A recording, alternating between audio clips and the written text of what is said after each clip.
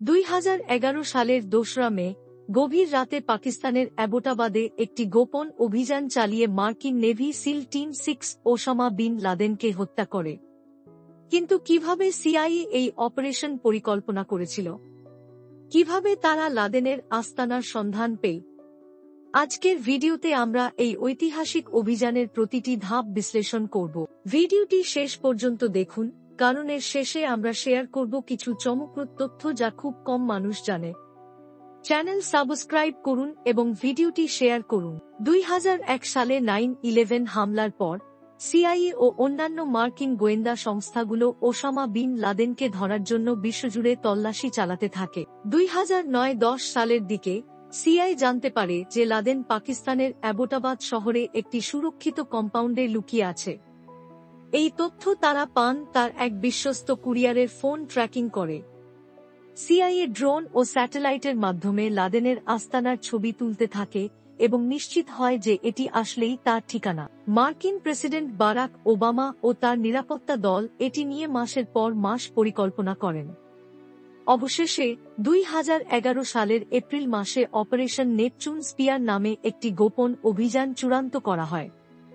এই অভিযানে অংশ নেয় elite force navy SEAL team 6 এবং সিআইএর স্পেশাল অপারেটিভরা। 2রা মে 2011 রাত 1টা নাগাদ দুটি স্টেলথ হেলিকপ্টার পাকিস্তানের আকাশ সীমায় প্রবেশ করে এবং অ্যাবোটাবাদের লাদেনের কম্পাউন্ডে নামে।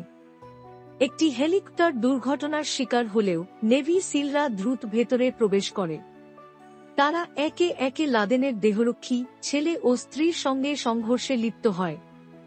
অবশেষে দ্বিতীয় তলায় ঢুকে লাদেনকে 2বার গুলি করা হয়, একটি বুকে, অন্যটি মাথায়। মিশনের পর নেভি সিলরা লাদেনের দেহ উদ্ধার করে আফগানিস্তানের বাগরাম এয়ারবেসে নিয়ে যায়। পরবর্তীতে ইসলামিক রীতি মেনে তার দেহ সমুদ্রে ফেলা হয়, যাতে তার সমর্থকেরা তাকে শহীদ ঘোষণা করে কোনো স্মৃতিসৌধ তৈরি না করতে পারে। সিআইএ ও নেভি সিলের এই অপারেশন ছিল আধুনিক সামরিক ইতিহাসের অন্যতম সফল অভিযান। কিন্তু আপনি কি জানেন, এই মিশনের আগে নেভি সিলরা পাকিস্তানে অনুরূপ একটি কম্পাউন্ড তৈরি করে মহড়া চালিয়েছিল।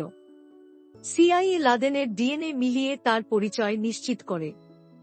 লাদেনের কম্পাউন্ড থেকে অনেক গুরুত্বপূর্ণ তথ্য উদ্ধার হয়, যা পরবর্তী সন্ত্রাসবিরোধী অভিযানে সহায়ক হয়। আপনার মতামত কি? এই অভিযান নিয়ে আপনি কি ভাবেন? কমেন্টে জানাতে ভুলবেন না। লাইক, শেয়ার এবং সাবস্ক্রাইব করুন। পরবর্তী ভিডিওতে দেখা হবে।